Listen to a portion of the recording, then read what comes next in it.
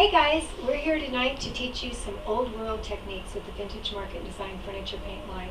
We've done some new world things recently, such as color washes and stripes and so forth, but something that's been done over the ages in all of the beautiful properties in Europe is metal leaf. So we're going to show you two ways to do it, and we're going to start with the easy way and show you some shortcuts with the wonderful new products that are out that make it just a little bit easier than it used to be. If you look on Vintage Market Design Furniture Paint's website, they have Speedwell metal flakes. The old version of the name for this is Chabin, and I love this because you don't have to get a uniform look, you don't have to have the perfect squares of leaf, and what they've done is taken the composite leaf, this one's gold, and broken it up into pieces, so you get all the glamour and the glitz and the reflection of a metal leaf without having to get perfect squares. Because what happens with this, you'll find it's very, very thin and lightweight, and if you are trying to do this and you turn on your air conditioner, it will be all over. So you want to do this in a place where you have no windows open, no air conditioning going, no movement in the air. It's that lightweight. And we are going to use a substitute for the traditional size, which was kind of a water-based glue. A lot of times it was rabbit glue, and we're a little bit more environmentally friendly now. So we're going to use the glazed from Vintage Market Design because it has a little bit of a sticky consistency. We're going to lay that down first and have that be our size or glue to hold the Chabin or metal leaf. And because these are pieces, we're not going to have to worry about getting a uniform look. We're going to lay them down, and it's almost like a contemporary look because it's very free-form. I'm going to use, with this one that's gold, I'm going to use the Garden Gate glaze, which is a dark brown, and then when I finish, I'm going to use the dark umber wax to seal it and keep it from tarnishing, and that's also a dark brown. So that will tone down the flashiness of this gold a lot and give you more of that old world look that's mellow and antiqued and easy to live with. So I've got a couple sample boards done here. And if I were starting from scratch, I probably would do a red because that's really nice to use under gold and it's very traditional. But I've got a board done in antique, 2 coats of antique. This is a pine, so I did not need to use the Block-It. 2 coats of antique paint, and then I'm going to apply the Garden Gate glaze and just a really light coat over it.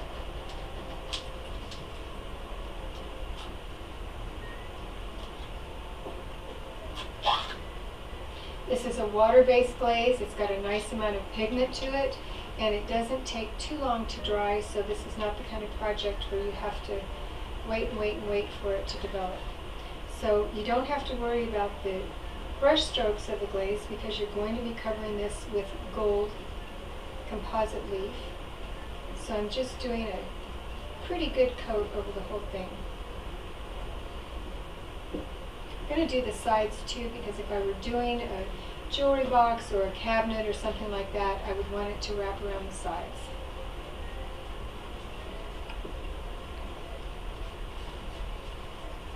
The advantage of using this over the old-fashioned sizes is you don't have any odor, there's no fumes, it doesn't have any environmentally unfriendly elements in it, and it's easy, the best part. We can kind of mimic those old world techniques without having to use the harmful products that they used to use in the old days.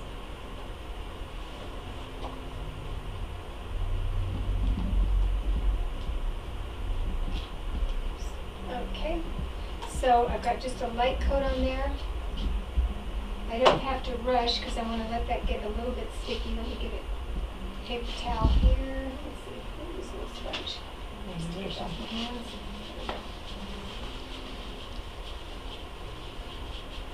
And the secret is to let this, after you put the gold leaf on, to let it set for a few minutes. You don't want to start working it right away when it's super wet because you'll get kind of a puddled, muddy look. So I'm going to lay it down and then probably go fix myself a cup of iced tea and let it set for a minute. So I like to do it completely random. This is the best kind of gold leaf job to have because you don't have to worry about getting those precise little squares that they used to do in the traditional gold leaf, which I don't think is even as pretty as this. This is the kind of finish you could get a mid-century modern lamp and do the base of it. You could do a mirror frame. You can do a picture frame. You can do a ceiling. This would be beautiful over a black or red chair. And then do a Chinese motif upholstery. There is absolutely nothing that catches the light and is as dramatic as metal leaf. We use metallic glazes, we use metallic paints, powders, but the actual composite leaf just has a beauty like nothing else. And we can all remember when King's Tut exhibit went around and everybody was standing in line at the museum. The whole thing was gold leaf. I mean, his entire sarcophagus and everything he took to the other world with him was covered in gold leaf. So there must be something good about it. And you want to leave those little pools of background behind it, because you can see we've got the pieces standing up. And when we go back to burnish them, they're going to lay down and go over some of that. So you don't want to do 100% coverage. I probably want a little bit more than I have here, but still not to fill in all those spaces.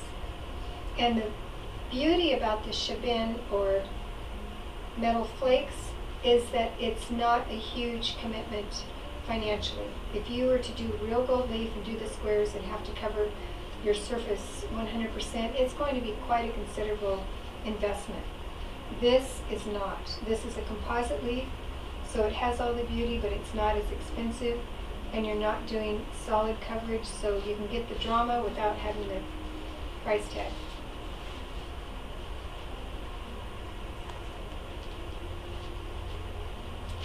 Okay, so right now that kind of looks like something Goldie Hawn would wear in the 60s. We'll let that sit for a minute and then I'll burnish it.